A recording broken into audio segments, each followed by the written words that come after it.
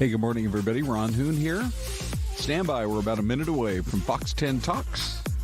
We'd love to have you join us in the chat this morning, and we have plenty of information regarding the latest coming out of Tucson. It seems like every day there are new developments. Plus, what can we expect weather-wise? It is snowing like crazy in some parts of Arizona. Be right back.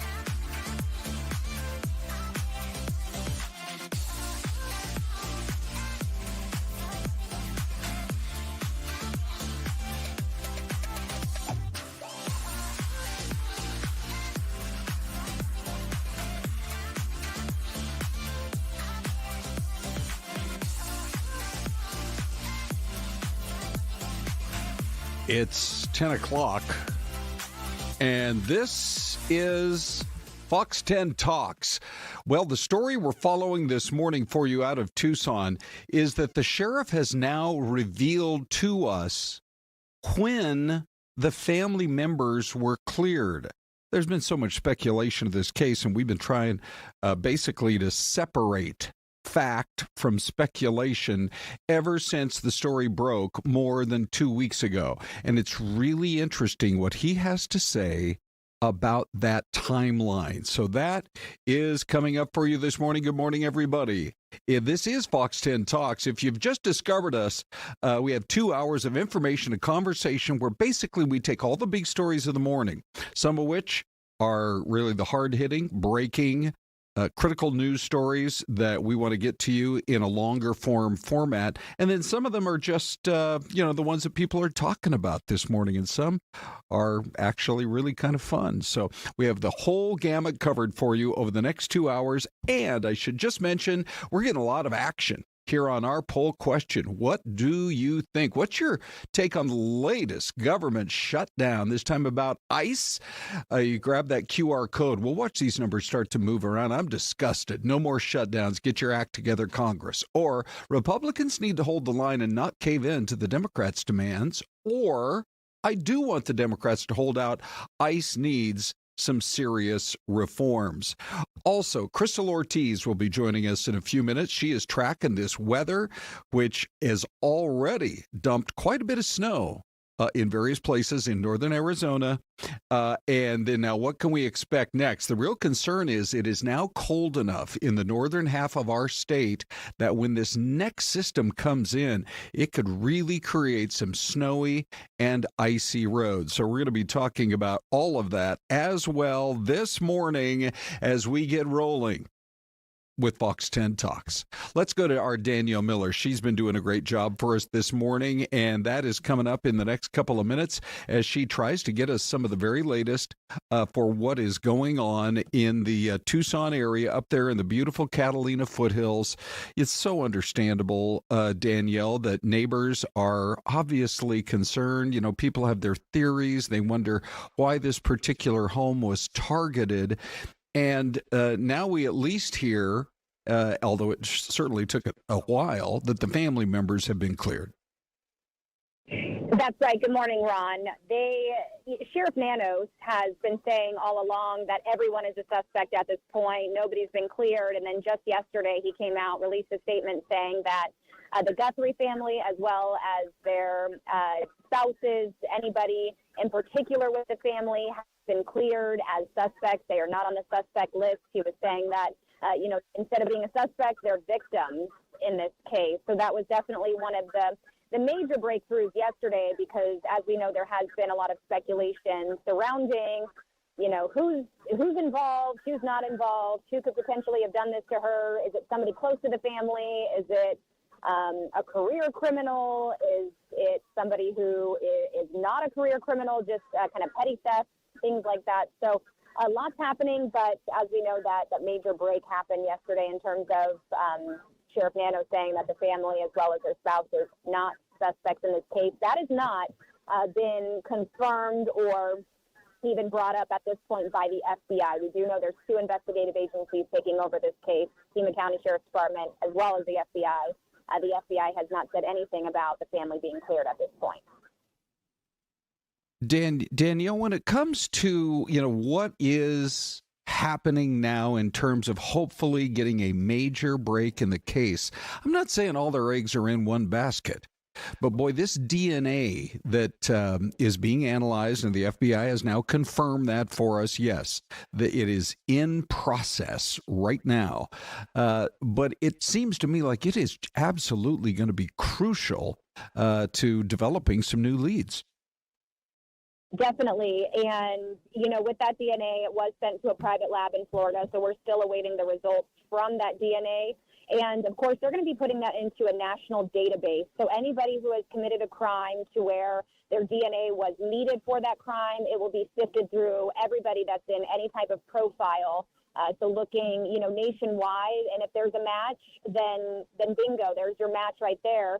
It may be hard, though, if there is not a match in that system. And we do know that, you could potentially go to the familial DNA, which is anybody who has potentially done the Ancestry.com, any type of website like that, to put their DNA into the system there. So I'm sure if it's not in that database of, people who have committed crimes or who have needed to turn over their DNA to any type of police agency, there's other ways to hopefully get a match if they can find one. But that will definitely be a huge break in the case to see who that DNA belongs to. Yeah, and of course, law enforcement is going to proceed at let's call it a deliberate pace. I mean, they obviously have to. You can't get this wrong with the entire national spotlight on this particular case. But let me just jump in here. We've got a couple of questions coming in. Have you heard anything about an ETA on the results? That is a question from Willie's V2G. I guess primarily because, we were at least originally led to believe, look, it hits a lab and we can get an answer in 24 hours. It makes you wonder kind of what the timeline is, but they're not saying anything, are they? They have not. And everything that I've looked at does say, it takes up to 24 hours for that to process. And we do know that it was shipped off to a private lab in Florida. I don't know if that makes a difference or not. I wouldn't think so, since everything is electronic nowadays. But I would hope that time is of the essence, and this is a high priority case, that they're going to turn over that DNA as soon as possible. Yeah, and we're looking at, the aerials here. We saw a couple of days ago where the pool guy showed up, and he's like, look, I'm still, contracted to keep, and then yesterday there was a vehicle that came in and left, and it was not marked, but clearly it was authorized to be there. Would you say there's still a fair amount of investigative focus on the house, Danielle, or has it kind of moved on? Yeah, since I've been there, the only time that there's really been any type of investigating out there was when that morning, it was last week, I believe it was either Tuesday or Wednesday when we were out there, the FBI showed up. They came, they blocked off the entire door. They did their analysis, which we believe they were trying to get more of a profile of that suspect. That's when just a few hours after that, the height came out, the description of the suspect. So that's what we believe they were doing. Outside of that, I mean, I've been there every day. I wasn't there over the weekend or yesterday, but last week and then as well as today, it's been very quiet. There is always a Pima County Sheriff's deputy in the front yard there on the driveway, and that is going to be protocol moving forward with investigation. But as far as anybody coming and going, that truck, I'm not sure who that person was yesterday. I know in the beginning the Guthrie family had hired private security that was on scene. I haven't seen that since. The Pima County Sheriff's deputies were going to be there on scene. So pretty much, I mean, very quiet outside of the media. The entire street is just completely lined with media and cars and cameras. We did have the pool guy that showed up that day. We did learn that was just routine maintenance of the pool. There was no type of investigative work being done at that point. But yeah, other than that, it's actually pretty quiet surrounding her home. That's our Danielle Miller reporting live for us today as she returns from Tucson on another day's reporting in the disappearance of Nancy Guthrie. Okay, Danielle, thanks very much. Now, let's get on to some of the we'll just dig a little bit deeper. One of the headlines that's coming in this morning has to do with when did the sheriff and the sheriff's office clear the family members? Well, we're now told, all this reporting, by the way, is from Fox News, that according to the sheriff, Chris Nanos, he told the local station that's kind of been swept up in all of this, KOLD, that the family members were ruled out as suspects, quote, in the first few days of the investigation. However, it was not until yesterday that he decided it was important enough to issue a public message that officially cleared all members of the Guthrie family, this includes spouses, regarding Nancy's disappearance. He said, quote, they have been nothing but cooperative and gracious, and said, look, they are nothing but victims in this case. And NBC, this again is Fox reporting, saying they had a national law enforcement correspondent who said that the sheriff felt so strongly about making that statement because of all of the online speculation. And so that is certainly one part of the story that we can now absolutely put to bed.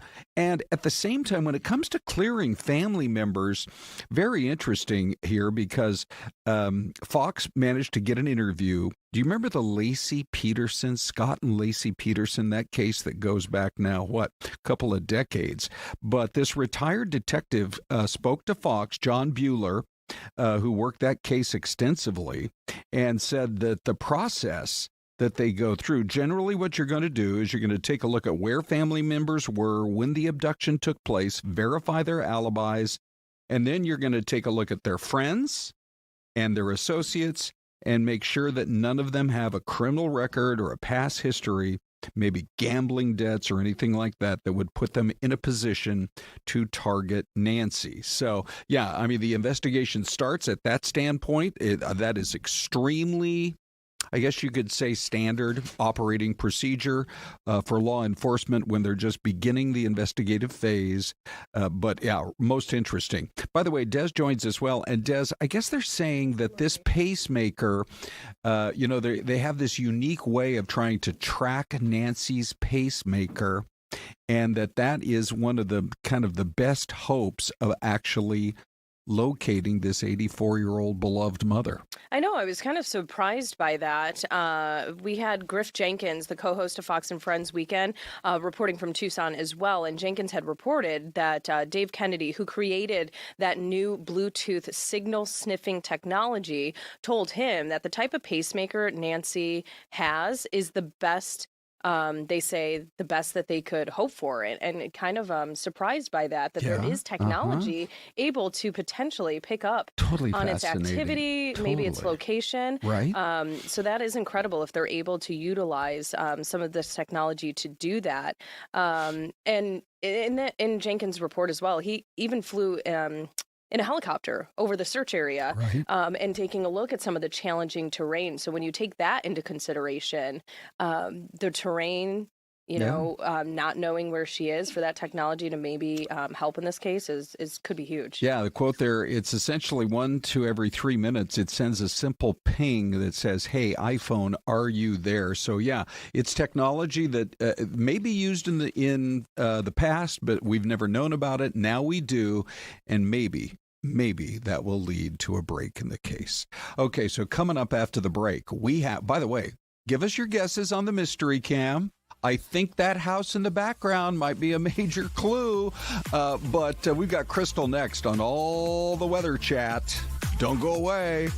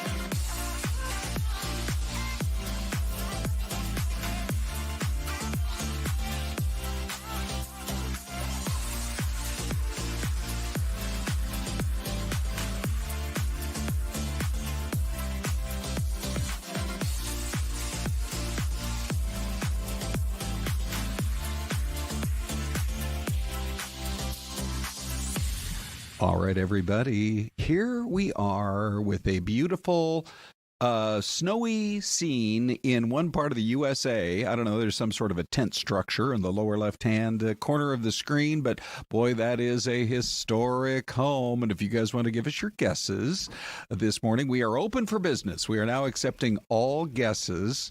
I'm going to disqualify myself, Des, because I recognized it the second it popped up on the screen. Well, you felt confident, so I was hoping you were going to guess, and then I was just going to go with you. So I don't have a guess formulated. That's a whole new strategy. That was my strategy. I love that.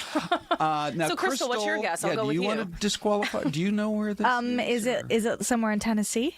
Oh, that's a pretty good That's guess. only my guess because I know they had that snow a couple weeks back, so maybe a little bit left. I have no clue. I was wondering the Carolinas. Okay, so we have the Tennessee, right? We have Carolina, or either one. Where is it actually? Where is it actually? I'm leaving my options open there. Sometimes we have Brandy the bookworm who will hop in and she'll say, New England. So there's 6 states in that. That's a nice coverage. That's a good way to do it. Yeah. Ty tries that one on air when we do Mystery Cam as well, and I'm like, no.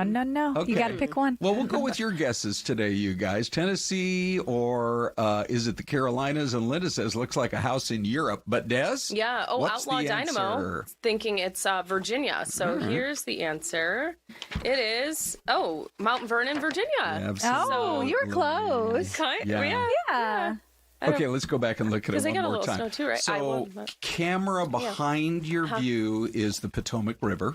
And I guess I've never done this, but if you go on kind of those river cruises, you float right by George Washington's house. Oh, that's that? That's his house? And it's that's Mount Vernon, where he lived. Wow. And it's just, there are like 1,000 great George Washington stories, but there was a common thought back in the day that there was a fear, this is 1700s going into 1800, there was a fear that people were being buried too soon, that doctors were passing them off as dead when they weren't fully expired. Wait, what? And George Washington literally, according to the reports, grabbed the shirt of one of the people that worked there at Mount Vernon and said, "Do not let them bury me for 3 days."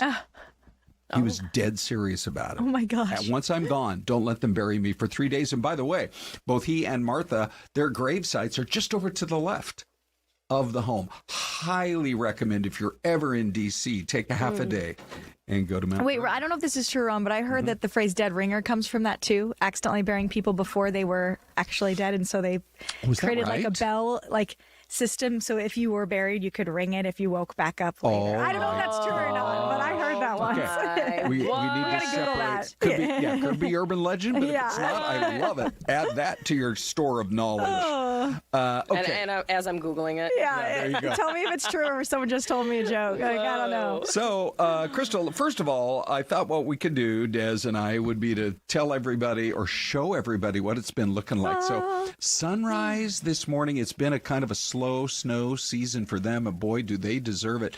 I was talking to Jeff, our editor, because you could see some of the equipment.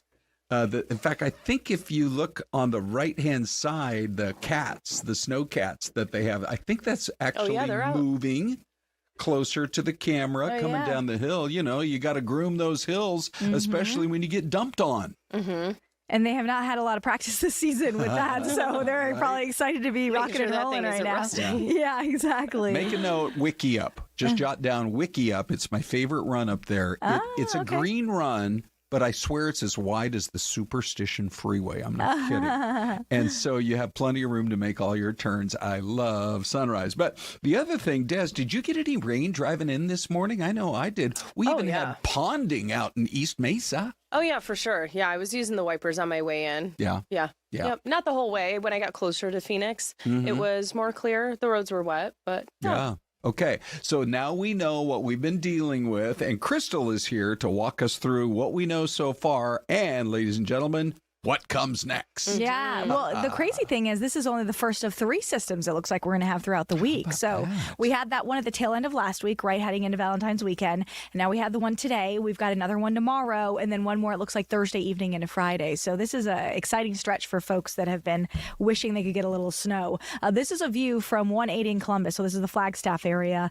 This updated, it looks like about 10 minutes ago. And this is an ADOT camera, so it freeze frames every 10 minutes or so for us. And I mean, it's amazing that we've got some snow on the ground, but we have much more potential as we move forward. Now, the rest of today, we are looking quite windy all over the state. The wind gusts are at about 30 to 40 miles per hour, stretching from Window Rock down to Springerville. But look at Winslow, nearly 50 mile per hour gusts, and Flagstaff at 23 mile per hour gusts. So it's windy all over the place. Most of the rain and snow that fell overnight has started to exit to the east. Still a few rain showers down in Cochise County and southeastern Arizona.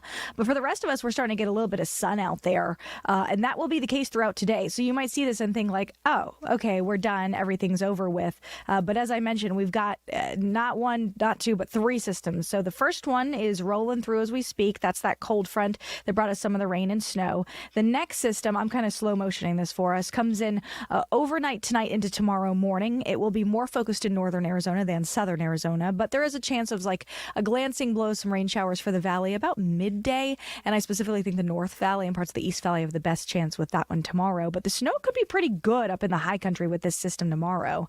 Then a little lull Thursday before finally it looks like a third system comes in, again with the potential for rain and snow on Friday. So in terms of the amount of snow, it's looking like I said, this next system could be a pretty good hit. The reason being... how much are you thinking? Because I know we were talking like it's been a little dry. Yes. In this season. Oh, it's been so dry. I mean, our snowpack is way below average. So the good news is some of the snow that fell last night melted as it fell. So our totals ended up being quite as big as I think we were hoping to see. But part of the issue was the ground was still warm from the weekend. And then also we had this kind of rain snow mix to start before the cold front moved in. But now our air is cold. So as the next round moves in tomorrow morning, it will already be cold and we won't have to contend with that first few hours of melting problem. So totals are higher, potentially between 5 and 10 inches for the Flagstaff downtown area, and 12 to 18 is possible for Snowball. Even like a dusting around Payson, Sedona, 1 to 2 inches for Prescott. And then it's sunrise 3 to 6. Now you'll notice that the sunrise area seems a lot lower than say like Flagstaff or in the North Rim of the Grand Canyon. That's because the system starts to lose some of its like oomph by the time it gets to the far eastern part of the state. I love that. Is that a technical term? That's my technical term for it, yes. So there's 7 a.m. tomorrow morning, and you can see the snow starting to pick up through Flag, even down into Prescott. And then we go into like midday tomorrow and see how there's that glancing blow of some rain showers for the valley. I do not expect it to be as much rain as we saw overnight tomorrow, but there will be at least a chance of some showers around midday tomorrow in the valley. And look how that snow is still going near Prescott, Flagstaff, kind of skirting near Payson, starting to stretch into the White Mountains. But then the problem is, as this continues to move east, it starts to break up some. So that's why the eastern part of the state, the snow forecast tomorrow is not as impressive as, say, areas like Flagstaff or Prescott, even with that 1 to 2 inches. And you did mention, like, so if folks from the valley want to head up north to ski or to snowboard, you did mention dicey conditions. Yeah, okay, yeah, so you're right. For tomorrow, I would not think to drive would be a good idea, especially from like morning through early afternoon for Flagstaff. And then depending on how much they get, they're going to have to work, with the plows to clean the roads. But if you wait for all these systems to roll through until this weekend, people that have been trying to hit like a good, fresh, snowy mountainside. Oh man, I think this weekend, snowball's going to be busy. Good. Well, they picked up 12 inches already with this last round. So now say they pick up another 12 inches. Now they've got already 2 feet. And then we got to see what Friday brings. So that's huge. Winds are also going to be a bit of a factor here as we move forward in the valley. Wednesday and Friday, particularly 25 to 35 mile per hour gusts. But even today and Thursday will be at least a bit breezy. And then in the high country, downright potentially damaging if you've got stuff that you don't want knocked around. You already should have brought it in, but definitely do it because the gusts increase again this evening into tomorrow. Gusts 40 to 50 or a little stronger. And then 25 to 35 mile per hour wind gusts are expected as we head into your Friday. Those winds had me running outside last night in my pajamas. They're strong. I left the patio shades down. Yeah. I had to run out and roll them up. And they was were well David in the house. Was David rolling on the cam or what? I mean, he touch base. He gets a pass. He was working. All right. Well, okay, Krystal, just to kind of wrap it up, here's what we're looking like. Yeah, that's just the lows tonight. Look how chilly. I mean, 23 in Flagstaff, the wind chill's at 12, and then wind chill down to around freezing, and Payson with temperature about 37, and then 50 in the valley, but chills into the upper 40s. So just a heads up, it will be chillier out there. And our afternoons are only in the 60s the next few days, guys, in the valley, which for us is chilly. I love that. Sure is. For us, it's sweater weather. Yeah. Excellent. I have a sweater dress on. We love having you come in. Yeah, thanks, guys. Thank you, Krystal. Thanks. Hey, let's get on to this other story here that is certainly getting a lot of talk. Here we go with another government shutdown. Clock is ticking, but apparently nobody in Congress cares because they just happen to have this entire week off. Sure, the rest of us got President's Day as a holiday. They got this whole week. How much time do they get off? Oh, you know what? It's like I hard would to love keep to track know. of that. I bet you. They're just like gone. Yeah, they take a bunch in the summer. I bet you it's 10, 12, 14 weeks a year they get.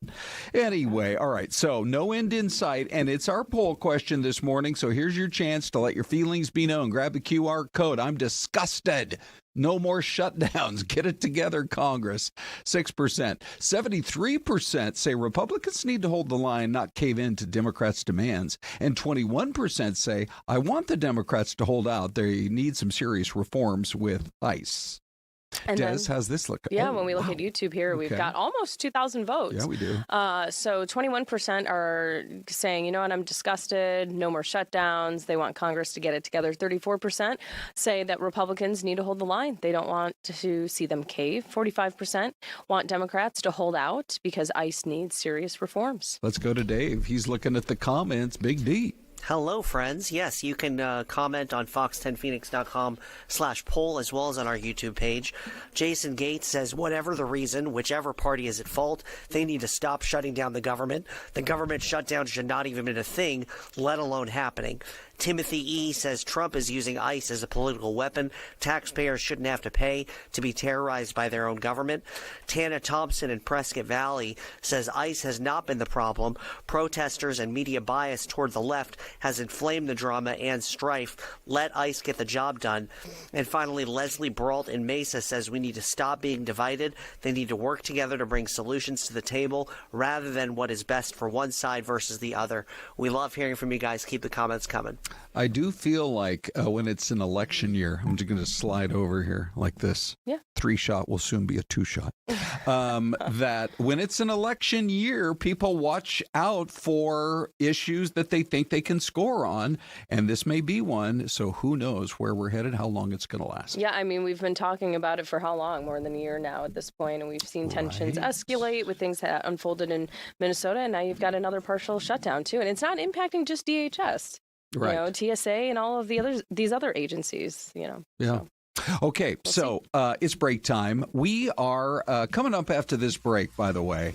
We're going to spend some time saluting the legend and the life of Jesse Jackson. We learned early this morning the civil rights icon had passed away. That's all coming up after the next break on Fox 10 Talks.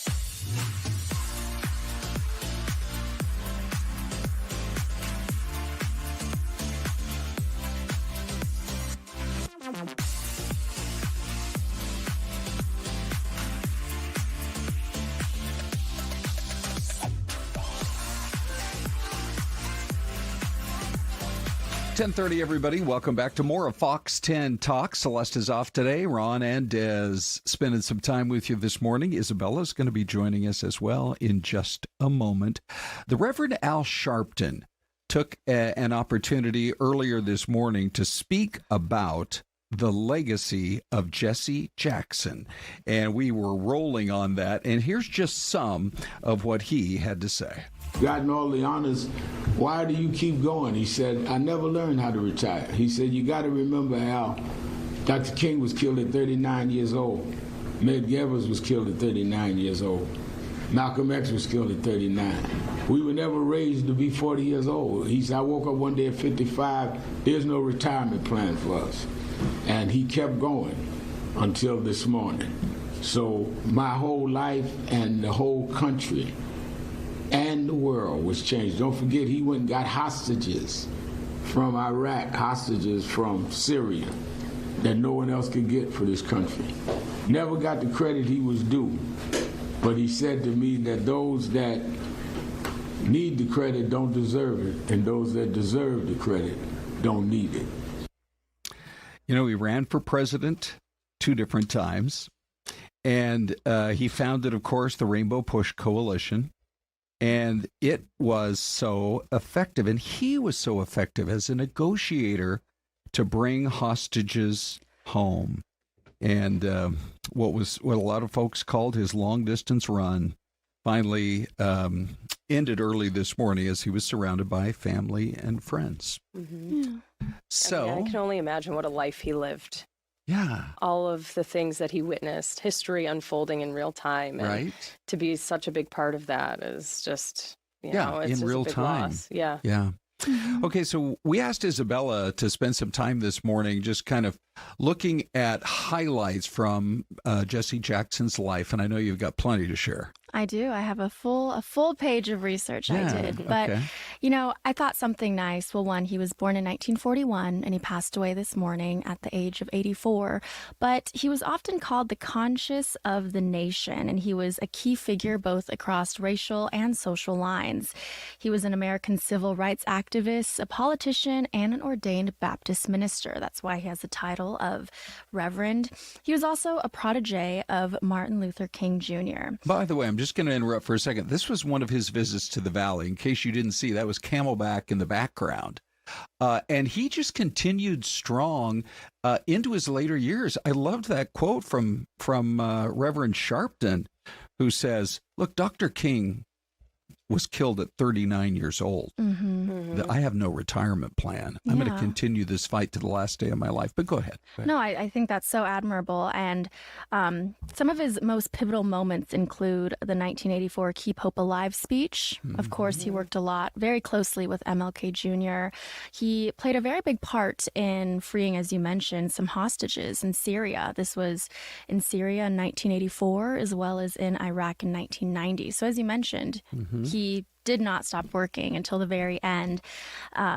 He founded Operation Push, another civil rights activist group. He ran for president, as mentioned, and he also received the Presidential Medal of Freedom in 2000 that was awarded by President Bill Clinton. I want to say that he was one of those candidates that, just thinking back on doing political coverage back in the 80s, I know you guys weren't even around yet, but in the 80s, he could ignite a crowd. And there were times where you really felt like, okay, he is going to connect with such a large base of the voting public that he could cut through. He could be the Democratic nominee. Yeah. And it was just fascinating to watch the way that the crowds just reacted to him. Well, it was fascinating. His first presidential run there in 84, initially I'm sure nobody thought he would be the contender that he turned out to be. I think that year he only maybe got 18% of the vote. But then when he ran again in 88, he almost was able to double that. But for him to be able to work so closely with the late Dr. Martin Luther King Jr. And take everything that he created and then translated that even further into politics. I mean, obviously he was born in the South, but he called Chicago home, and he helped even elect there the first Black mayor for the city of Chicago. So he really just elevated, I think, Dr. Martin Luther King's vision of having that dream and being able to, achieve that. What I loved was a story I heard Reverend Jackson share about his time that he spent with Martin Luther King Jr. He was standing next to him that day. Yes. He was assassinated there at the Lorraine Motel. Yeah, and he goes, we were on our way to dinner. And, the Dr. Martin Luther King Jr. looked at me and he said, why aren't you wearing a tie? We're going to dinner. And he goes, well, doctor, you don't need a tie to go to dinner. You just need an appetite. And he goes, and then he heard it, and he looked and knew everything would change. But that being, some of the last words that he shared with him, it just gave me chills when I had heard him share that story. So, we were just mentioning, imagine everything that he's lived through and he's seen, and and he never stopped. Even with Black Lives Matter, he really fought to the end. Yeah. Really helped carry on MLK's legacy. That was beautiful. Even marching with him in the 1960s, it just. His whole lifetime, I think it's very safe to say that he carried on MLK's legacy, and he didn't stop. No, he paved the way even for Barack Obama. I mean, he was the first. By the way, if you're ever in Montgomery, Alabama, there is a plaque on the steps of the state capitol regarding when the march from Selma to Montgomery happened, where Martin Luther King stood to give his speech on the steps of the Capitol, wrapping up that famous march that we still talk about to this day. So, And he does have children. His son, we've got Jesse Jackson Jr. He's a politician, and hopefully, I'm sure carrying on so much of those characteristics that his dad had. Bella, any closing thoughts from your research? He really paved the way to secure jobs for Black residents. And I think back then, that was a struggle. Huge part of Rainbow Push. Oh, yeah. Huge part. Yeah. I think he's very admirable. And, we look at Obama as being the first Black president, but the fact that he was the first Black man to run, I think really just inspired a lot of people in the Black community and other communities as well. So no doubt about it. May he rest in peace. Absolutely. Yeah. Okay. Isabella, thank you. Thank you.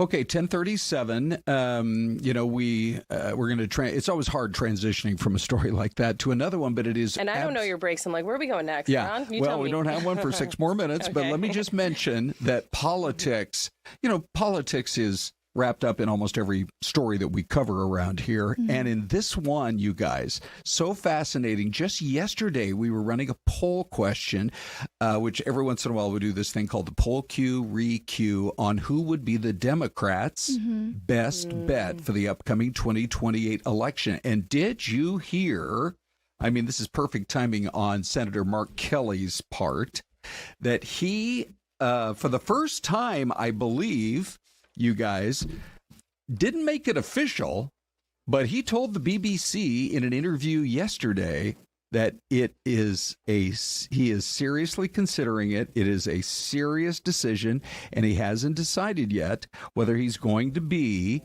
a candidate in 2028, but he says he will seriously consider it.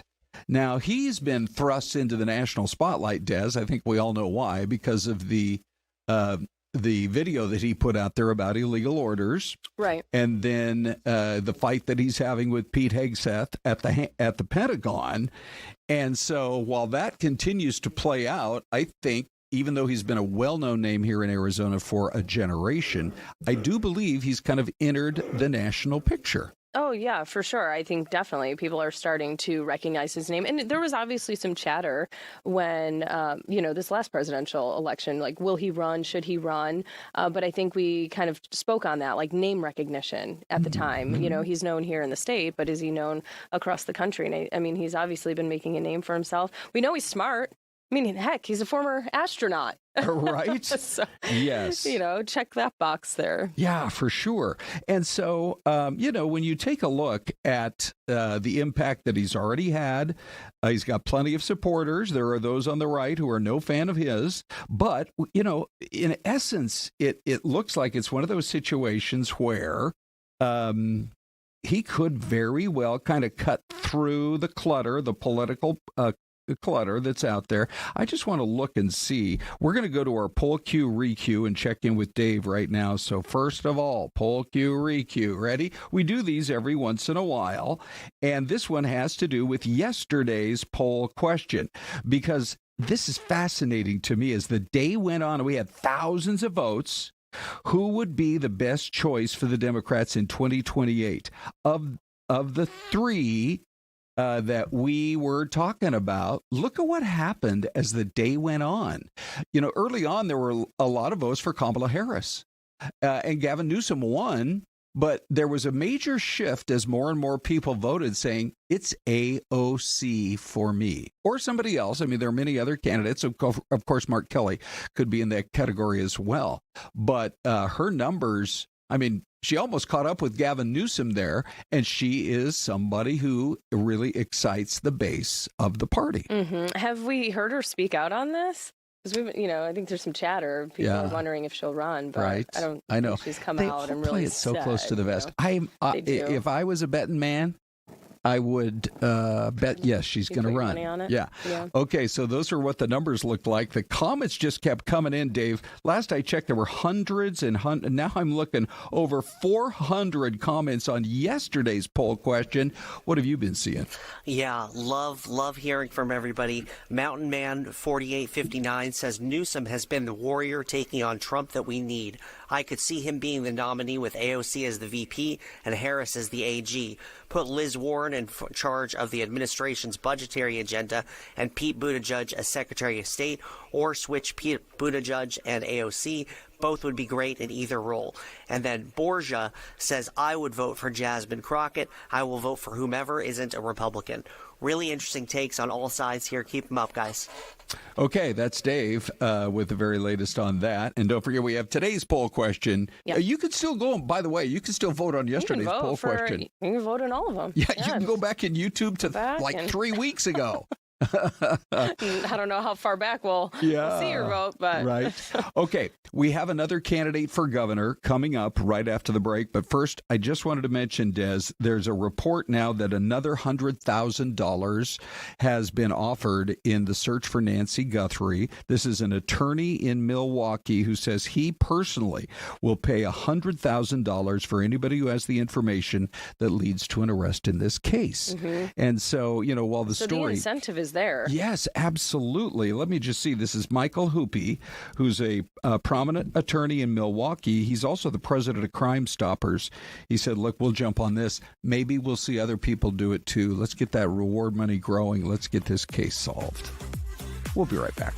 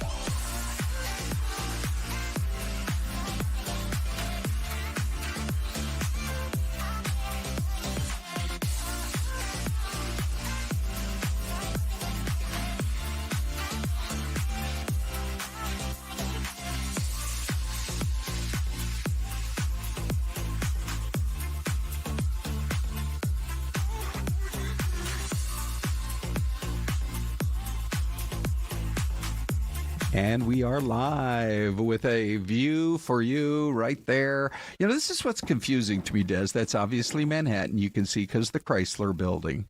But the building to the left almost looks like Chicago's Willis Tower, the old Sears Tower there. So at first glance, I'm like, oh, Chicago. Wait a minute. Wait a second. Yeah, double take. That is definitely not Chicago. That is Manhattan on a cloudy gray day. Clouds, or is it low-lying? Oh, like, we need Krystal for this. Yeah. Low-lying clouds or fog? Oh, yeah, right. I wonder about that. Which, by the way, want us to get it correct. John Netzel and I, we did an episode. A lot of people don't even realize this, but in the final days of World War II, there was a plane that in fog crashed into the Empire State Building. It actually is one of the major headlines in the last 100 years in New York City. It's kind of been lost to history, but if you go look for our show, which you can find on YouTube, all the different episodes of The Great American Story, we tell the whole thing, and it is just one more aspect of history coming out of New York City. So here we are at 1046. I think we've been doing a pretty good job of getting you the major candidates here who want to be our next governor of Arizona, and we have yet another who's joining us today. Yes, good morning. Thank you for joining us. Teri, pronounce your last name for me. I don't want to get it wrong. Hourihan. Yeah. Okay, amazing. So you're running, your hope is to run for Arizona governor. You're running under the Arizona Independent Party. Why do you feel compelled to run? Yeah, I feel compelled to run because our state is in a dire need of somebody that's going to speak for the people and who is here to fix the corruption at the top and to fix the corruption within the agencies and everything that's happening in Arizona that is not good. So our school systems, water, the issues with the Arizona Medicaid, that's affecting half of our state. And you've been involved in the medical world. You have a PhD as counselor, and you've spent years in that. When you use that word corruption, it's a strong word, but can you back it up? Yeah. So in the state of Arizona right now, the corruption, what brought me in originally was the issues happening within the state Medicaid program, where there's billions of dollars of fraud going out the door. And yet providers are being wrongfully treated. It's, in my opinion, but it's also part of the Senate hearings. Senator Warner and Finchin are talking about it, bringing the OIG and DHS and access into their hearings and addressing this directly. But, you know, when we have 2.2 million people recipients on Medicaid in Arizona and an average of 1.7 million on Medicare, it's affecting a little less than half of our state. And when we have providers that are being improperly treated, either terminated, excluded, or suspended improperly with no due process, it's affecting millions or thousands, we can say, or possibly millions of people throughout our state. So even if you're not a recipient of those services, you can be sure that you know someone who is. And as a provider, it's concerning because ultimately our homelessness rate is going up, right? And in my opinion, nobody is stepping in. I'm stepping in to run for governor because, in my opinion, nobody is stepping up to the plate who's currently in our leadership that is fixing this problem that's hurting our entire state. How do we? Oh, yeah. Go ahead, Des. We're both going to ask the same question. How do we fix it? For it. I mean, it's a big issue to try to bite off and chew. Yeah, well, let's just throw this out here, okay? So there's 130 agencies below the governor. Why is it, this is a fact, right? In these agencies, why is fraud increasing in our state, yet nobody is being terminated from their positions?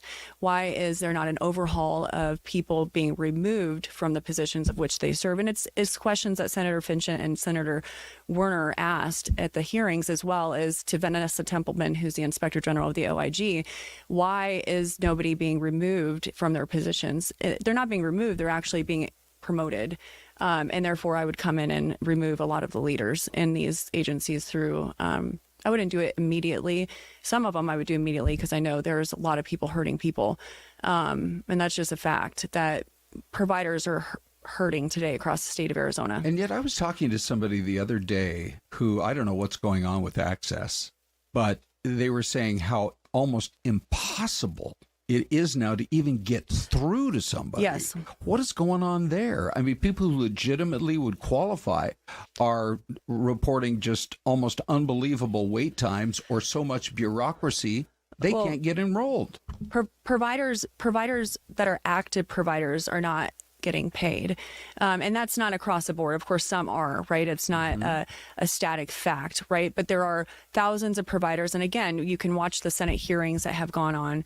The Senate here, 8/18, 10/1, 11/12, 2025. And then the most recent one was a couple weeks ago in February. I think it was 2/12 that it occurred, where Senator Warner asked some pretty direct questions. And you can watch it. It's archived to the public. But providers are not getting paid. They're going out of business. And it's very personal to me because I'm a person in recovery, 17 and a half years in recovery, drugs, alcohol.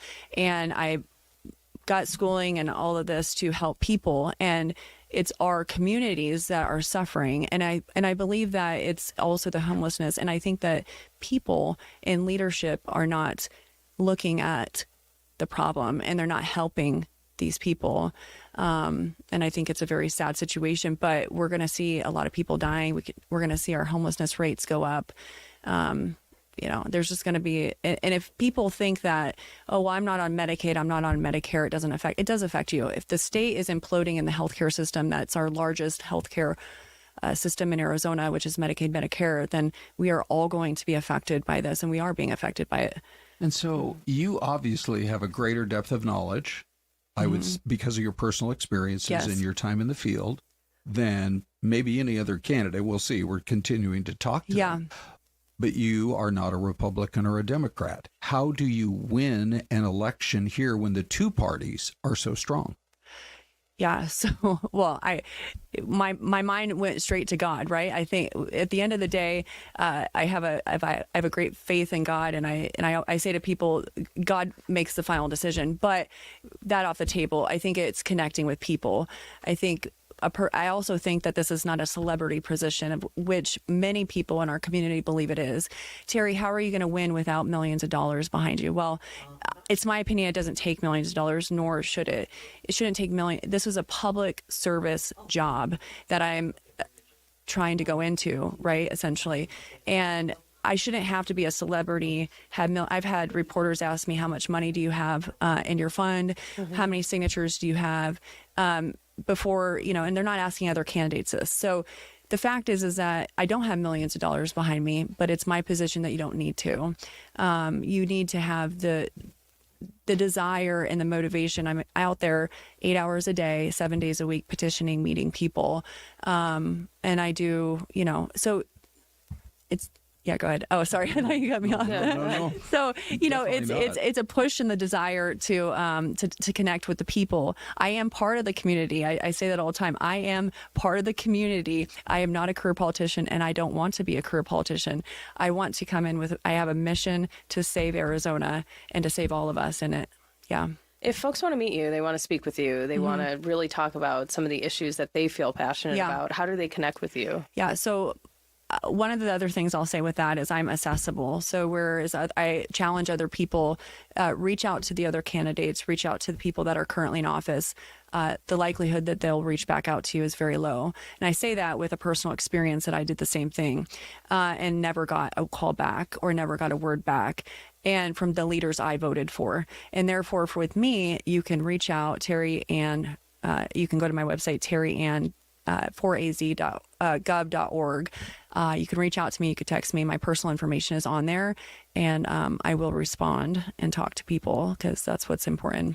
Well, I have a feeling you could probably dance circles around a lot of the other candidates on the debate stage on this issue. I'm excited to debate anyone on this issue. But what about, and that's where your expertise is, what about some of these other things? What about the ESA? There's been a lot of talk about maybe pulling back on school choice, some of those things. Where do you come down? Yeah. So what's nice about petitioning in the field every day, people ask me questions all the time. So I get experience debating right in the parking lots of, Safeway. But ESA. So ESA is a program that I think is positive. I think it needs to stay around, but there needs to be guardrails.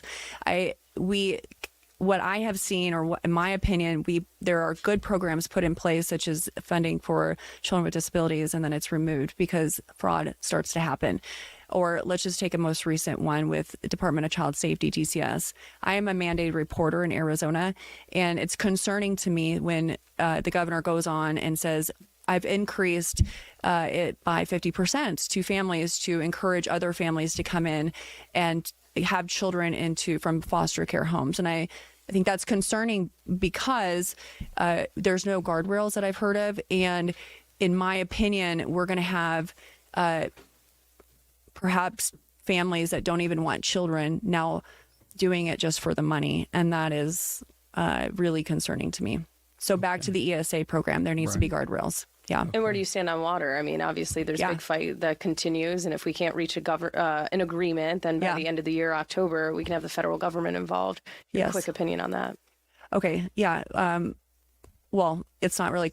I'll do a quick opinion. Okay, 1 minute. Okay, 1 minute. There is a water issue. Congressman Andy Biggs said the other day with you, actually, John Hook, that he said that the water is not an issue in Arizona, and we just need to manage it better. I agree with the management better, but that we have a water issue in Arizona. That is a fact, and it's likely going to go to litigation, and Arizona has $4 million put aside to it.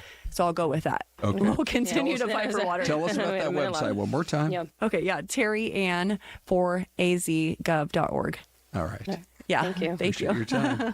Oh, by the way, as Des and I say our goodbyes, we just have one more story, Des. I thought this was absolutely fascinating. Apparently, Waymo cannot get along without DoorDash. This cracks me up. They need help closing their doors. Okay. So they're now confirming that they have a pilot program underway where they reach out to, everybody knows Waymo, right? We don't need humans. We got robots to drive. Oh, apparently we do need humans. So what they're doing is they're reaching out to human drivers for DoorDash when they have apparently these cars disable themselves if a door is left open. But why are people getting out of the Waymos and leaving the door open? That's an issue. I don't really understand that. What if Waymo just charged them you left the door open fee? $20, right? Close your door. And then you probably would close the door. I agree. But I don't know. DoorDash drivers might be mad at me because maybe they're earning a couple extra bucks by closing the doors. I still worry about Uber drivers, and Lyft drivers that someday might get replaced by robots. So that's a whole different side issue. But at least today, Waymo admits, yes, we still need humans to help us out and close our doors. Who would have thought? Yeah. We're not useless. Not yet, Ron. Right. We need to close doors. Okay, break time. We'll be back right after this with Ty and Anita.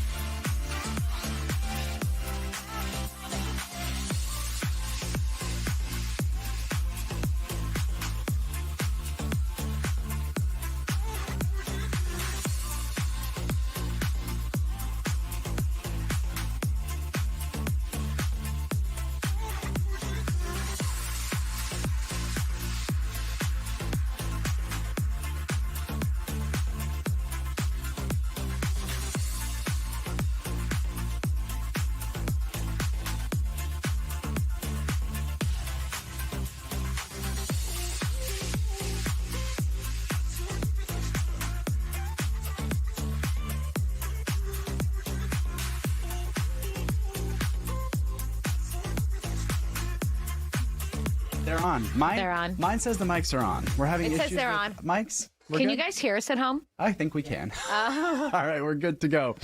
All right. Okay. Busy show. We've got 4 guests to get to. A busy Tuesday here, and we're going to start with obviously the very latest on the search for Nancy Guthrie, now entering week 2. Day 17. Mm-hmm. And so the latest developments were the gloves, waiting on the DNA from inside the gloves. The DNA was sent to a lab in Florida, and they're trying to match it with the CODA. I believe it's a database, yep. So that if there's familial DNA, if the suspect or whoever was wearing this glove in the DNA, they will be able to do that. Justin was out there. Justin Lamar, investigator, was out there yesterday. Gave us a great perspective of where the gloves were found, the street, turned it around, and kind of talked a little bit about how whoever may have thrown it out would have done so from a coming down the hill from the passenger side window. Gotcha. So we love to get guests in to kind of talk about this, some experts, and we have Greg Sanfilippo. He is joining us here this morning. He is the Vice President of Doyle Security Services and a former member of the New York City Police Force. Mr. Sanfilippo, good morning. Thanks for joining us. Good morning. My pleasure. Let's jump right into it if we can and just kind of get, obviously you have been tracking this case, as have we, since the very beginning. What are some things that are kind of sticking out to you as far as this case continues now into week 2? The information being put out to the public has been, something that we've all been able to track. You're able to see initially timelines being put out, two press releases, right? The first one just declaring that this is a crime. It's not a missing person. The second one, when the Sheriff's Department had that timeline, that's to help spark the public's memories, to try to get tips on the tips lines, right? And then they said, hey, we're not going to do any more press releases until we have something more to put out. And then you have a delay until you see that video, right? And again, that then, jogs everyone's memory and then gets, all those tips coming in. So, as we wait now, for other press releases, the investigators are going back to work based off of those thousands of tips that have come in. But still, if you're in that listening area and have a tip that you think maybe something, encourage you definitely to call those tip lines and get whatever small piece of information could help piece that puzzle together. Sure. So yesterday, the sheriff said that all the family members, including their spouses, are clear. They are not suspects in this case. Obviously, there's a lot of speculation as to what may have occurred here. We have talked to a number of FBI experts, however, who have said typically in a situation like this, when a victim is of that age, Nancy Guthrie is 84 years old, it is someone who is known to the victim, to the family. What are your thoughts about this? Absolutely agree. 85% of abductions, according to the FBI statistics, happen by someone that's close or known to the victim, right? So the sheriff came out and said, hey, the family is clear. I mean, the investigations always start based off of, it's a smaller circle compared to closer to the victim, right? The last person to see the victim, and then it expands outwards. So there's been a lot of investigation into the family and whatever, verified alibis they have. Sure. Typically, you don't usually see an investigator saying, hey, these people are cleared, right? We typically just, hold on to that information until you get a break in the case. There's a lot of pressure in this one. There's a lot of pressure on the family. So the sheriff decided to make that statement. Sure. I want to ask you, too. I mean, obviously, people, we've talked about it before on this show, is people are kind of conditioned. They watch those TV shows on prime time where a crime is solved in 30 minutes. This is going on 2 weeks, and I think a lot of people are getting very antsy. So as someone that has seen these cases, dealt with these types of cases before, can you just kind of maybe pull back the curtain a little bit on what is going on behind the scenes right now as these investigators and the FBI are kind of combing through, as you mentioned, those, I guess, thousands of tips that continue to come in? Yeah, I continue to talk to, some of the world's greatest detectives handle these cases like this on a daily basis. And the timing and the timeline is progressing on the investigation side very rapidly, given the extra resources that you typically wouldn't necessarily see in just a local kidnapping case, right? This has a lot of notoriety. So you have the full resources of the FBI accelerating all those with all those specialized units and specialized capabilities. So it playing out in public becomes, look, when we hear about this case, we think about our moms and our grandmoms. This is an 84-year-old woman that's been away from her family for over 2 weeks. So it really tugs at the heartstrings, but these investigators are working day and night at a really, really accelerated pace. Sure. Well, Greg, we really do appreciate you taking the time to talk to us and shedding some more insight on this case. As you mentioned, it's really kind of garnered a lot of national attention now. Everybody's kind of talking about it and watching every single development that comes out. So we do appreciate your insight. Thank you so much. My pleasure, Ty and Anita. Okay, we'll Thank you. All right, we are going to bring in our next guest here. We have Miss Alison Stone, our financial guru. And every time we have financial questions, we always call Alison because she is in the know. Obviously, this is kind of the new year, kind of a little bit of a reset for some folks. But you wrote something or told us, and I was kind of blown away by this. Credit card debt has hit a record $1.28 trillion. That's mind-boggling. Yeah. And what is the time frame of that? And when and how are we seeing these numbers increase so much? Yeah, it continues to reach all-time highs. And so we continue to see it getting to higher levels, which, is concerning. Mm-hmm. Obviously, inflation has occurred. Things have become very expensive. You look at your grocery bill, sure, going out to eat, going to the movies, gas, travel, flights, etc. And so it's hard for us to maintain that. If wages, are staying more stagnant or increasing at a slower level, and our spending is staying at the same level, we're now spreading ourselves too thin. We're coming out of the holiday season. A lot of people put everything on the credit card. Oh, I'll worry about it in a month or two. Sure. I'll pay this off. I'll be okay. But it continues to kind of snowball from there. Let me go back to what you're saying about going out to dinner or groceries or I don't know, maybe you need new tires for your car. People are putting more of those everyday items on their credit card. That's right. Yeah. A lot of people are minimal balances within their emergency savings, just within their bank accounts. And so those normal expenditures are coming out. Those bills are paid month by month, and there's just not much left over for most individuals. Therefore, okay, we need to get new tires.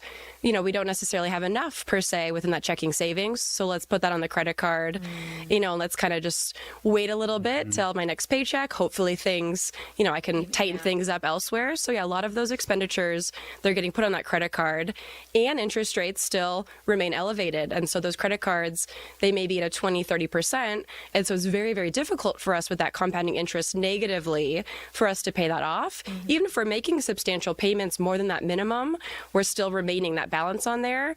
And it's just, all right, let me pay this off. Oh, shoot, put something back on there. And it's, we Kicking see the can it down the road. Sure. Yeah. And so, with that, then if we have a larger balance, there's more interest compounding, harder and harder for the average individual to pay that down. Some people are, let me wait for that bonus, let me wait for my tax return to come in, and, kind of hoping and yeah. You mentioned interest. Yes. Can you call your credit card company and negotiate a better interest rate? There's usually negotiation that can take place. You can call, you can maybe change your payment date to give yourself a little bit more time.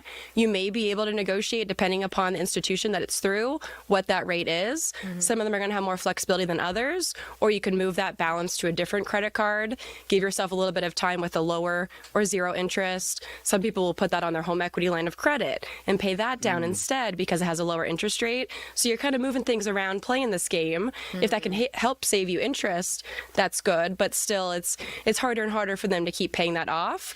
Or, okay, we paid it off. Yes, shoot, we added something back onto it. Always. And So it's this, it's this balancing act back and forth. When we have higher expenditures, naturally year end, we tend to spend a lot more with holidays, with travel. With all that coming into the new year, a lot of people are trying to tighten things up, reviewing their budget. A lot of people will put New Year's resolutions in place that are financially related.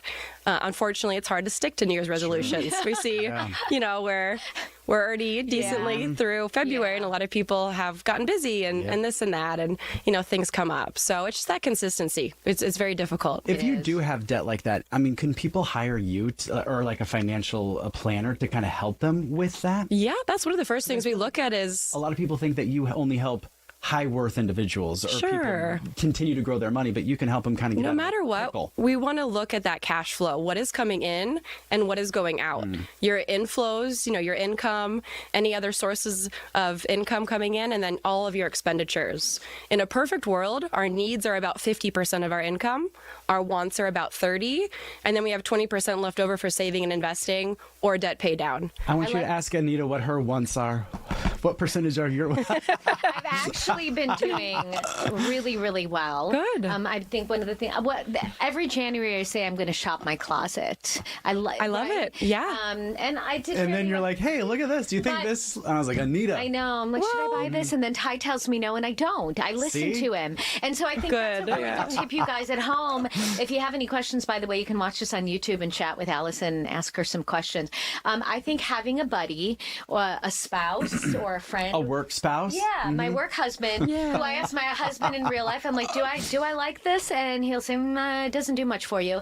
And then I'll ask my work husband, he'll say, you don't need to spend that kind of money. I love it. But, so what has happened to us, because maybe people will relate to this, is the plumbing on our pool broke. Yeah. We are DIY all the way. Anything that we can fix at home and do at home, we do. Okay. We can't do that. Yeah. And so you have to find, so let's talk about emergency funds as well. Yeah. If you're paycheck to paycheck, you have that credit card bill, but you're still trying to find a way to save for that rainy day fund. How do you do so? We're going to take a break. You want to take a break and keep Allison? Yeah, we've got another like 40 seconds before we hit the break. So we'll kind of, we'll pose that question to you now. Okay. You can think about it. Okay. And then coming back in 2 minutes, we'll talk about how you can do that. All right, much more ahead. You guys stay with us.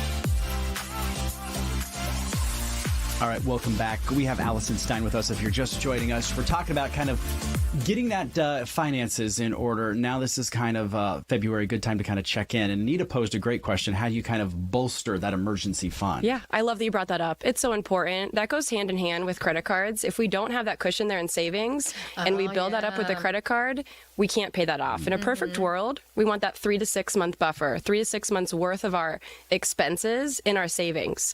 Most people are not there. I get it. It's hard. It's about starting and having a systematic plan in place. Maybe we're going to put $5 a paycheck, $100 a month, whatever is suitable for your budget. Start something. Start building it. Time flies, and if we can start to build that up slowly, and then in those savings, the high yield savings rates are still pretty good. You know, you can get between 3 to 4%, give or take, free money out there, so that savings can compound, keeping pace with inflation. So starting somewhere, not being discouraged, even if it doesn't feel like it's worth it, just something moving that's comfortable for the budget. You don't want to spread yourself too thin, but something moving into that savings account so that as we naturally have to repair the plumbing in the pool, that we have Had to, didn't you? it comes up. It's always something, right? It's always and something. everything's like 10 grand minimum, right? I love how you both said it doesn't matter what your budget is, what your pay scale is. Everyone can use a little bit of assistance. How do they find you and get a hold of you? Yeah, reach out, steinwealthmanagement.com. Always happy to help. You can schedule an initial consultation, no cost, no obligation. Send me an email, reach out via phone. Always happy to help. Awesome. All right, perfect. Thanks. Allison, you're such a wealth of knowledge. Get it? Wealth of knowledge. That was a good one. Pun Allison, intended. Thank you. Beautiful too. Appreciate it. Okay, this is a fun one. We are talking about a event called Growing the Game, Phoenix United Youth Golf Clinic. We're just coming off the big Phoenix WM Open, Phoenix the Open, WM yeah. Phoenix Open. I wonder, did we get the final numbers yet as to how many people attended? A lot. But you see a lot of kids. You know what was a big thing was a lot of the kids were playing hooky, quote unquote, and they weren't going to school. Justin, nice and close to the mic for us. Thank you. Okay, Anita bossing you around already. I know. I feel like we know you well. Scoot in a little. There we go. Beautiful. So tell us about this event. This is our inaugural event. We've partnered with Boys and Girls Club of the Valley, and we will be hosting a golf clinic for 20 kids. Wow. And we're going to split them up in 2 groups. We're going to have a short game putting sort of activation, and then we'll go on the range as well. One of our sponsors, Light Your Golf, kids 5 to 7 will receive this golfie stick. Oh, cool. A golfie stick? It's called a golfie stick. That's probably Like something we hockey. need because we don't golf. This is my son's. He got it for Christmas, so it's a little bit banged up. But each kid, 5 to 7, will receive one of these from Light Your Golf, and the older kids will receive a driver from Light Your Golf. Oh, wow. And Jeremy, kind of talk about your participation in all of this as well. So Justin and I are partners in the franchise Phoenix United in the Grass League. Owning Manor, I guess Phoenix United is an extension of Manor, and growing our brand through a community and building up our community was everything for us. So I think doing the same thing with Phoenix United just makes sense. And it's such a fun sport. And I think it's one of those sports that once you're kind of, I guess, introduced to it, it can be kind of a lifetime sport. It's one of like pickleball, you know, any age can play. Yeah. And I think golf's kind of the same way. And it can also lead to things like scholarships, or maybe you go pro. You just never know. Exactly. And so that was our intention. So we're one of 11 franchises in the Grass League, and we're always trying to level up everything that we do. I like to describe Phoenix United as the hot girl in high school. You're going to get us in trouble here. Okay, wait a minute. Not me. I'm not going to get in trouble. You can bleep me out. Tell us what Phoenix United is. It's our franchise in the Grass League, but more broader. We are trying to actually do what we said we were going to do. We want to grow the game. These kids from Boys and Girls Clubs probably wouldn't really have an opportunity or access, and so the Grass League, it's different. It takes away from sort of what you would think, stuffy golf. You gotta have your shirt tucked in, sort of thing. Yeah. And so our goal is to get these kids excited, give them a whole new perspective on the game of golf. Yeah. Sure.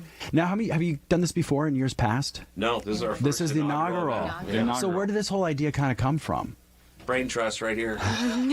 So what was kind of your thinking behind it? You're taking full credit, aren't you? I just think, I knew like when we opened Manor, we didn't have Nike, we didn't have Jordan. Yeah, let's talk about, first of all, for people that don't know what Manor is, it's a cool store in Uptown, right? Yep.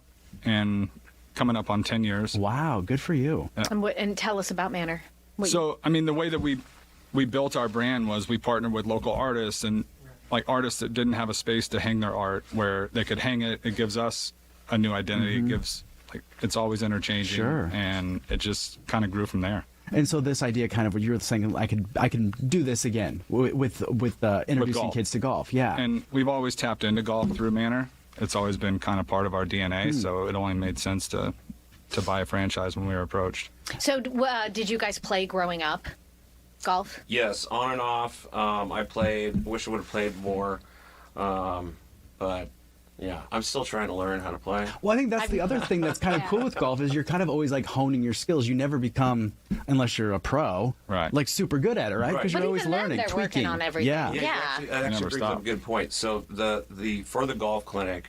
The guys on our team, you know, all of them or most of them have played professionally. Wow, that's cool. A lot of them actually coach like professionally. That's their, you know, day job. And so these kids are going to get really, really good insight on the game and hopefully a good foundation that leads to more access. And we are also going to be having, you know, obviously we want to make this thing fun. So we're going to have a lot of prizes for these kids, a lot of opportunities for them to win stuff. Every participant in their family will get a 1-month membership to Swing Shift Golf, which is indoor golf simulators, but it's good you can go practice there. Yeah. And then we're going to have a closest to the pin challenge, where the winning participant will get 8 sweet tickets to a Suns game. Oh, wow. Yeah. That's cool. Is there an age limit? Yeah, I was going to say, let's look at the rules. Have you already chosen the kids? And if you did, how did you do that? If not, how will you choose the kids who are participating? That was all Boys and Girls Clubs of the Valley, who's been a great partner for us. I mean, we hope to do this 3 times a year. Again, this is an inaugural event, but I think we're going to be doing this multiple times a year with Boys and Girls Clubs of the Valley. And the partnership, I mean, this is something that can last years to come. I mean, this can only get bigger and bigger, right? Is that kind of your hope, that this is going to be the first, but not the last? Absolutely, yeah. I mean, the league has grown so much since the first event to the most recent one in December. So yeah. You guys have kids? We do. Yes. You've taken them out on the range? Yeah. What I used to go to the driving range, with my dad. He bought me a ladies golf club and took it home and cut it down himself. This was before you can buy, you know, like kids the clubs, kids sizes. Before Light Your Golf. You know, but yes, exactly. But I remember it was baby blue and I loved it. But I remember going with him and getting the bucket of balls, and I really had no clue what I was doing. But just the fact that I was there with Dad and learning something new was exciting. And so I would imagine from your perspective, taking the kids out and watching their faces as they actually hit the ball or start making contact with the ball and getting it off the ground. Wow. Yeah, it's really fun too. And their range is really nice. Each range bay has a computer. You can log in, create an account. You can play games. There's like a what's that game that the bird Angry game? Birds. Angry Birds. Oh, that's Angry cool. Birds. You play Yeah. Angry Birds. So you know, you get kids involved that way. Yeah. This is cool. We've entered such a day and age where we're telling the kids or trying to get the kids get off the phones, get off the tablets, spend some time learning a new skill or doing something. And this is would you guys consider doing something like this? Well, it's great to see it for the Boys and Girls Club, but growing it to where we see, you know, other kids coming in doing stuff like this. Absolutely. Yeah. At some point, you know, I think this thing will grow, and I think we'll, you know, be able to do more than just 20, 25 kids. And hopefully other franchises take notes and start participating in their own. Yeah, I was going to also ask you kind of what was the reaction when you kind of started reaching out to some of these pros, being like, hey, would you be available to help us with this golf clinic? What were kind of the reactions that you guys were getting from folks? Well, the pros are all from our team. So they play for us on Phoenix. Oh, look at that. Okay. Well, that's easy. Yeah. Yeah. They didn't have a choice. They didn't have a choice but to help you do this. Kind of. But what was their reaction? Because this must be fun for them, because obviously they're pros. They love the game. So it must be neat for them to be able to kind of introduce this. Been more stoked. I mean, it really wasn't hard to convince them. Yeah, that is cool. This is going to be fun. Let me pop this up one more time so folks can see this. And again, this is all the Boys and Girls Club. Now, is United, are you guys a nonprofit? So are you looking for donations or anything like that? Volunteers. If folks can help, volunteers. Little help. We're not a nonprofit. Okay. A for-profit, that's fine. We haven't shown a profit yet. They're just starting. It's inaugural. I know, that's what I was trying to look. I was trying to help you guys out the best I can. We partnered with a great organization, Boys and Girls Clubs. Yeah, they're wonderful. They're great, and they've been a huge support, and I think they're going to be a long-term partner for us. Yeah, that is cool. Yeah. Okay, so we've never golfed. Any tips for us? No, I've golfed. Oh, you have? Yeah, I grew up on a golf course. I've never heard you talking about golf. Well, I'm not very good. I'll give you one that one of our guys on our team gave me. Aim small, miss small. Yeah. My dad always says, don't try and kill the ball.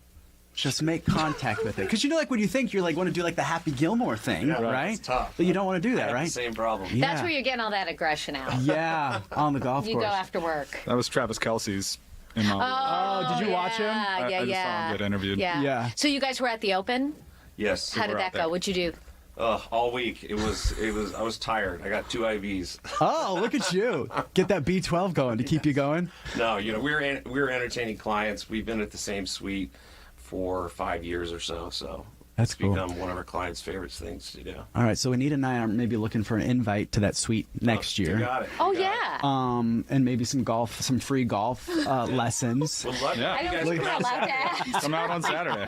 We're not allowed to ask for free stuff. Well, that's true. No, I'm just kidding. Okay. You do get 2 free. Oh, look at okay. that. Yeah. Well, we'll put All the right, hats hold on. Thank you. Camo. I know camo is your favorite color. Does it? It is actually. I do love camo. There you go. That was pretty good, Oh, huh? I like that. A Like little we're bit of twins. the orange. Like Triplets now. Look at that. It's a little I like bit. it. I'll like adjust it. it. Yeah. That's great. You can't buy the good. orange one either. Oh, limited edition. It's only friends and family or players. We're now friends and family. Friends Get and free family. golf. Yeah, there you go. There you are. Well, you guys, thank you so much Yeah, for we coming appreciate in. it. We'll have to have you back. We'll take a lot of pictures, take some videos, and we'll Yeah, have that'd you be back, great. and we'll Yes. kind of show off what it was like for your first clinic, because this is going to be really cool. Thank you. Would love to. Yeah, we Appreciate appreciate it. everything that you're doing in the community. Definitely. Thank you. Thanks Great for tap having us. dance. Appreciate it. Yeah.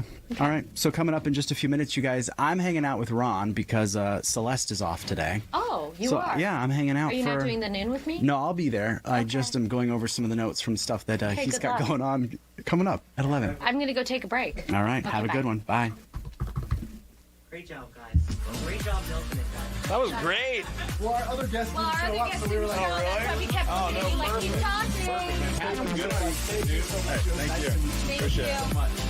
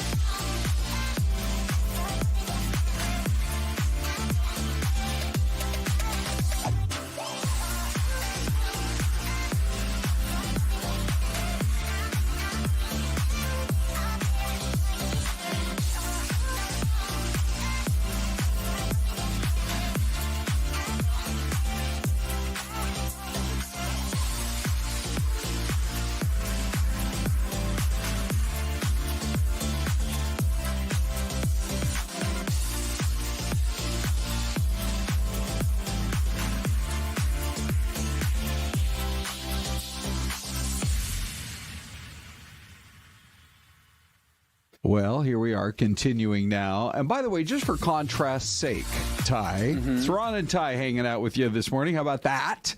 This is Schenectady. Oh, look at that. In New York. Dean came to me a few minutes ago and said, I got a great shot.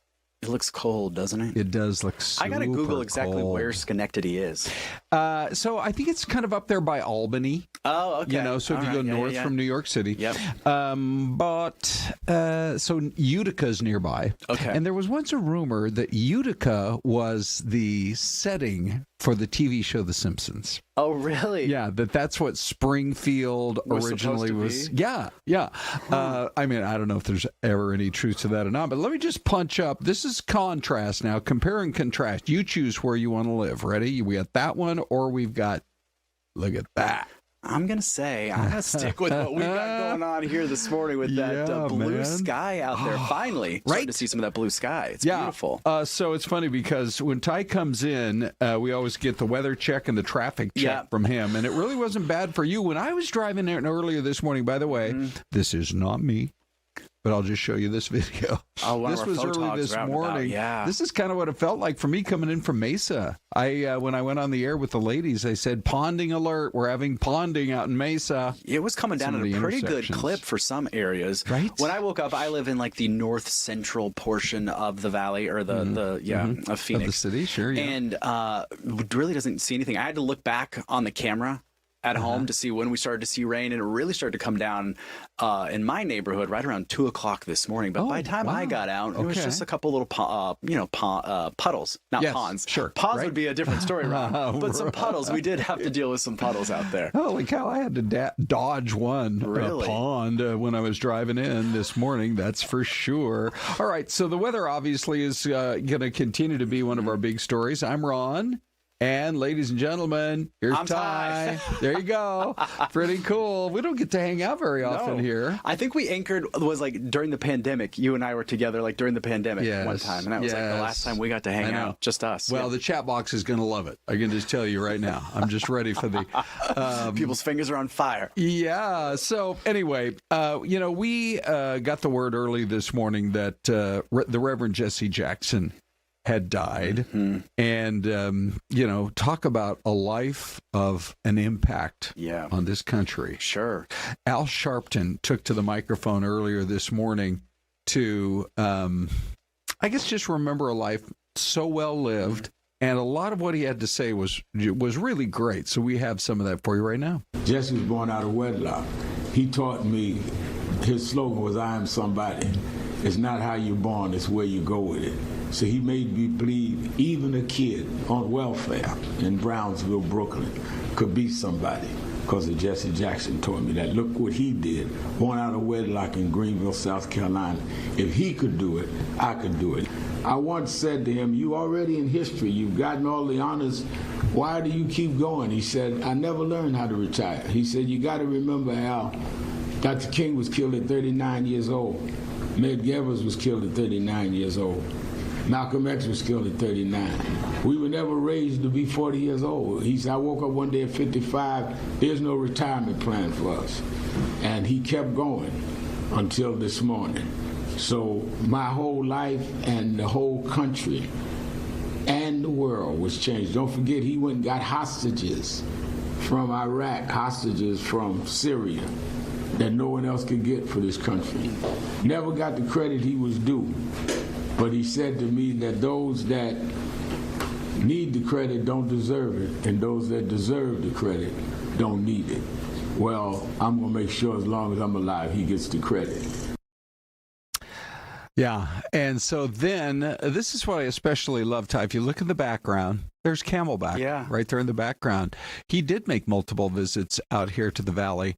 With his Rainbow Push Coalition, and what all the various things that it did accomplish, even if it had just been that impact he had on the city of Chicago.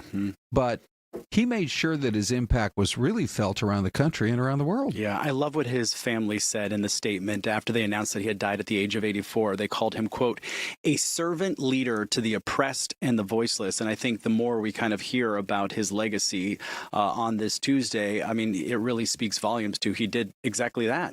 Yes. Yeah, there's no doubt about it. And,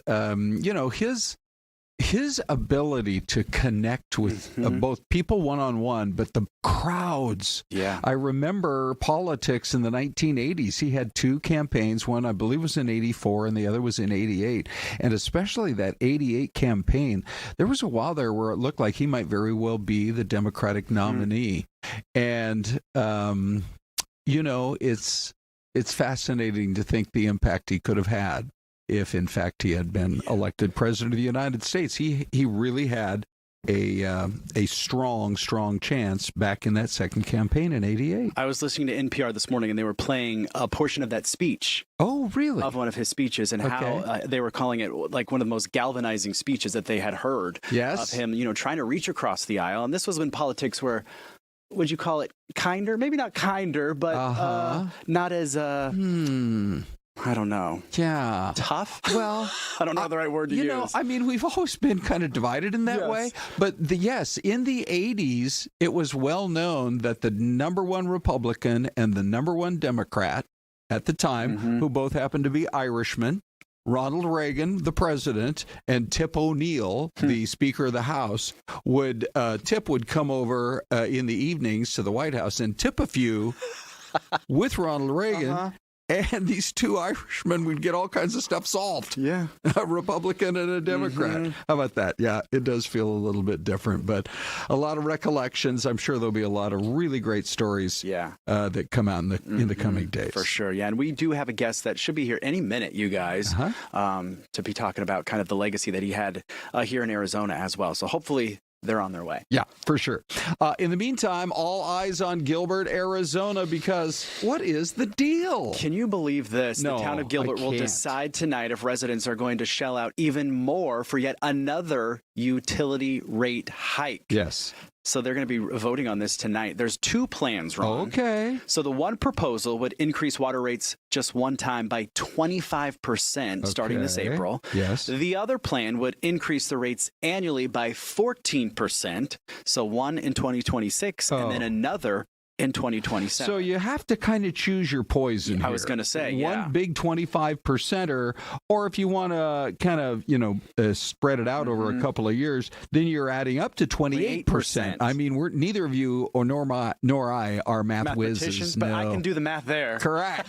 So do you want 28% if the pain is a little bit less? But, I still feel like they need to come forward and talk a lot more about why it just suddenly became such a huge issue, because they've already been really jacking up those rates. And I think for a lot of people living out there, it's really frustrating because you have to make the decision. Do I want to keep living in this city? And we know that Gilbert's beautiful. And downtown Gilbert is about as hopping as any place, right? And so people love living there, but it feels like they could have realized years before that the system needed an overhaul and could have prevented really kind of shocks to the system. And you mentioned it, but this will be the third consecutive year that the town of Gilbert has raised rates. So again, those meetings are happening tonight at 6:30. So if you are a Gilbert resident and you want your voice heard, this is how you do it tonight, 6:30 at Gilbert Town Hall. And of course, we're going to have a reporter there because it has kind of garnered a lot of attention because folks are like, man, another rate hike. I know. I would want, and I live right next door in Mesa. We've never had to deal with anything to this level before.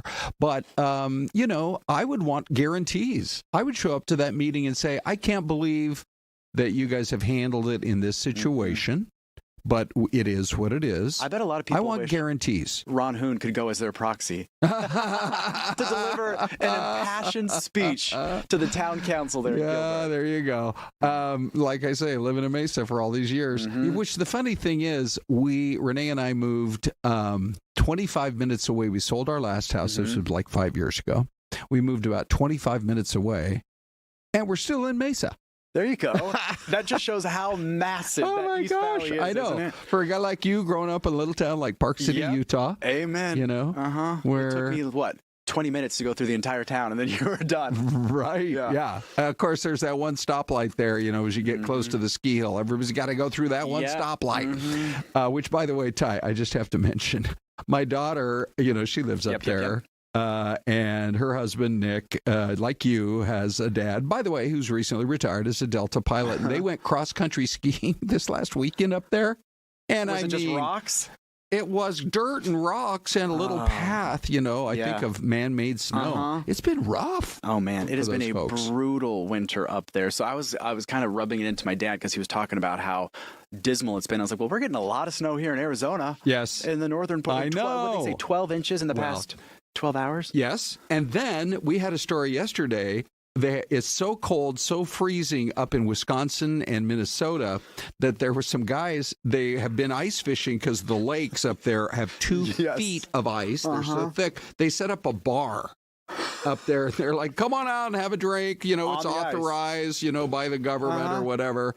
And we're all set to go here. But that's what it's been like 1,000 miles away from here, 1,500 they anyway. Can't catch Crazy, right? a break. It has been brutally cold. I have some friends up in Minnesota, and they were saying this winter has just been brutal. Yeah. And they were glad to be in Arizona, as you can probably imagine. Hey, one more story here. Let me see if we can get to this. The Vatican is having a birthday. St. Peter's, let me just go to these pictures right here. I think you're going to be impressed, Ty. Ready? Here we go. That's inside St. Peter's Basilica.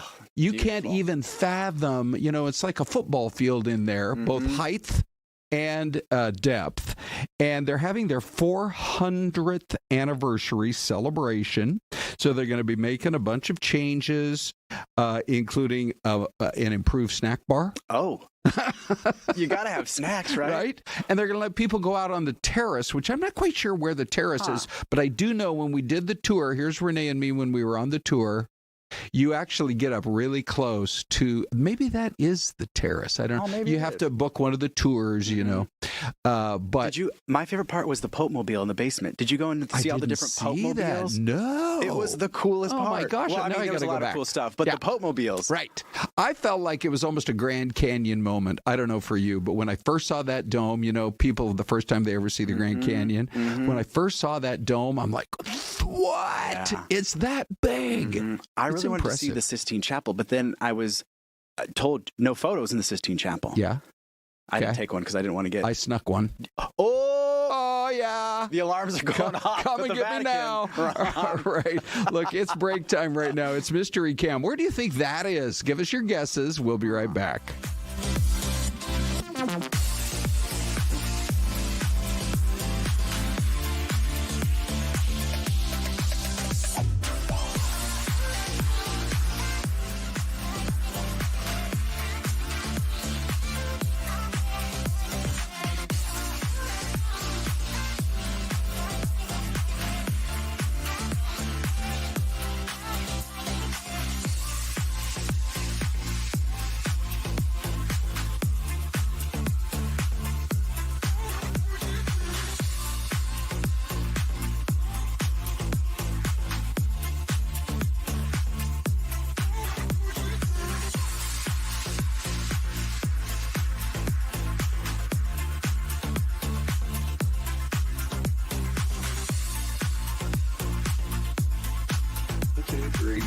Check. Mic check. 1, 2, 3.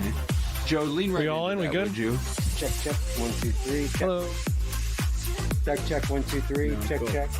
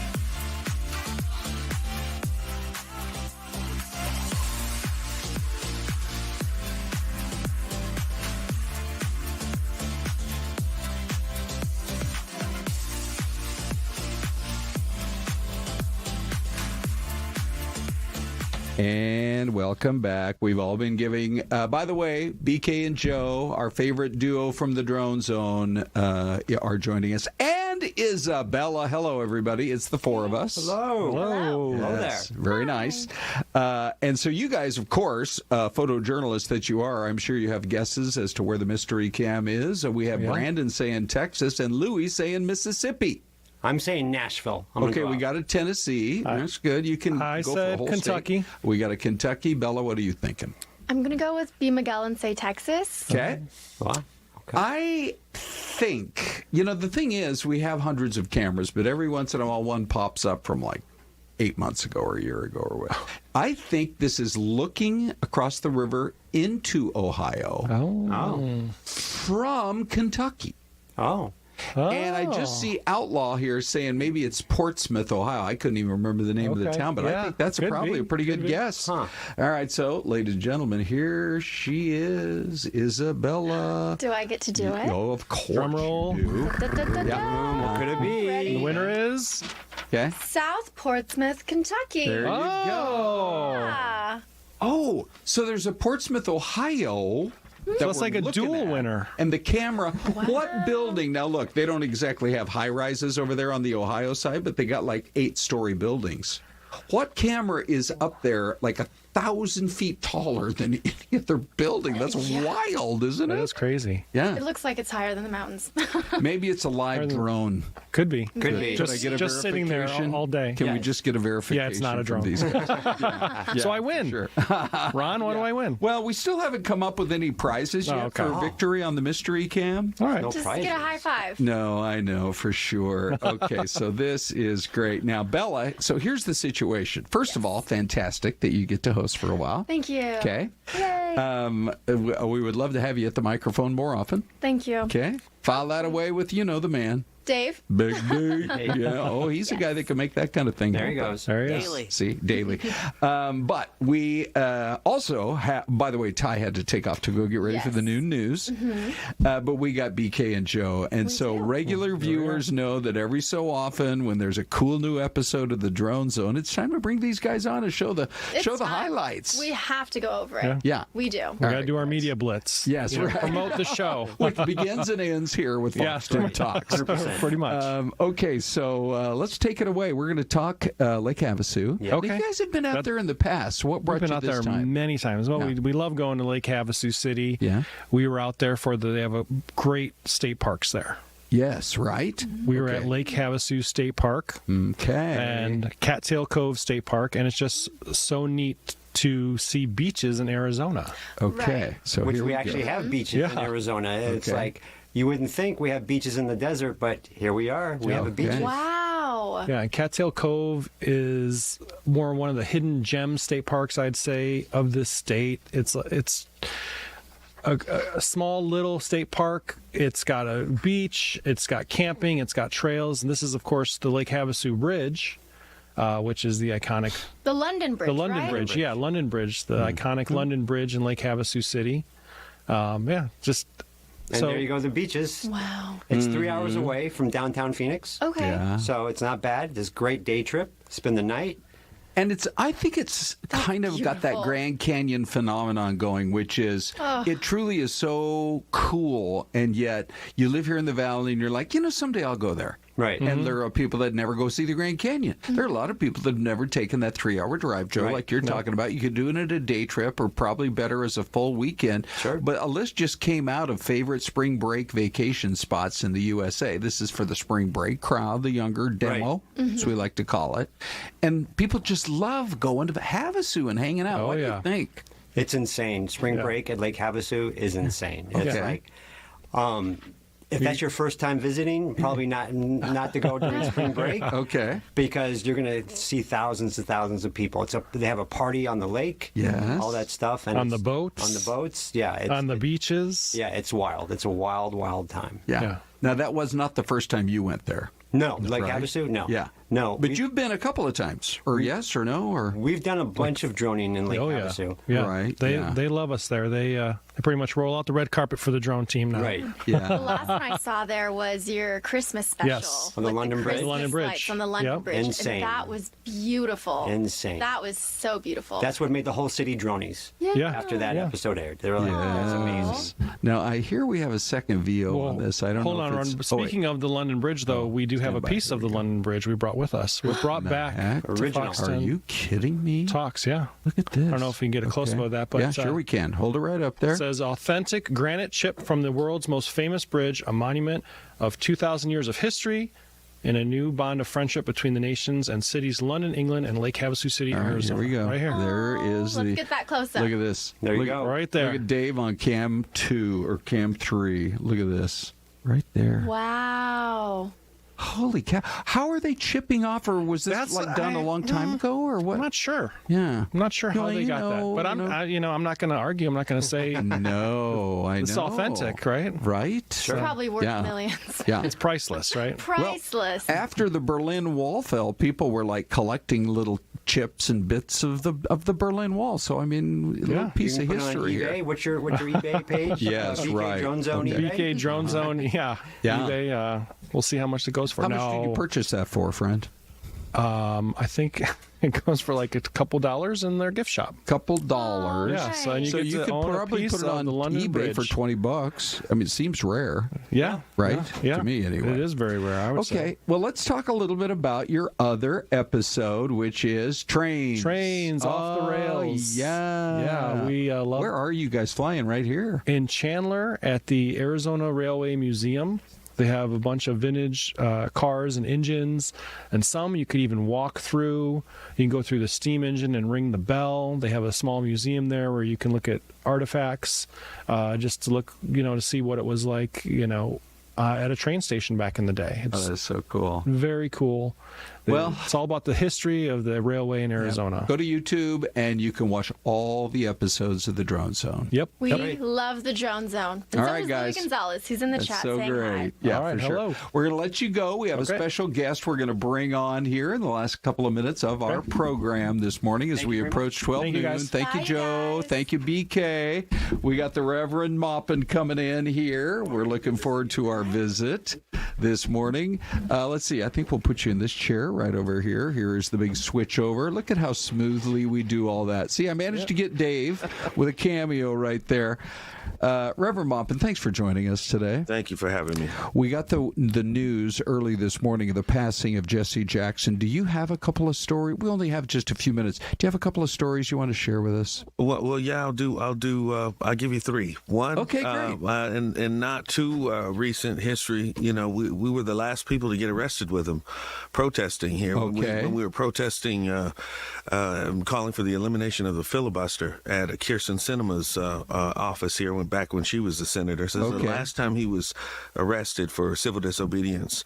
Myself and Warren Stewart and some other people were out there with him. The second story. Hold on. I mean, let's get a little more in depth here. What was he saying to you at that time about the importance of that effort? Well, the importance of at that time, it was the Democrats that wanted the filibuster ended because they felt like Republicans were holding up things like comprehensive immigration reform or health care policy. So it's interesting now to hear the other side calling for the same thing. But Reverend Jackson had an odd dynamic when people would say, well, where is he on immigration? And I always said, he's hard to gauge because when we had the children coming over under the Obama administration, when there were just shiploads of kids, he was actually upset that the federal government sent money there before they sent it to, help people in the inner cities. If we're doing this for, immigrants, what can we do for American citizens? Well, I didn't mean to interrupt. What's that second story? We can't wait to hear them all. The second story, I'll